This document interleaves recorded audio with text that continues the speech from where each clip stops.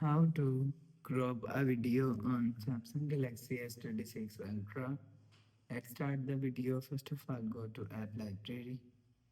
Here, click on Gallery app. After click on Gallery app, click on this folder. After click on folder, scroll down and click on video. After click on video, after click on video, click on this edit icon and click on crop, and you will see you will crop video from here, and you will see. After crop video, click on save, and you will see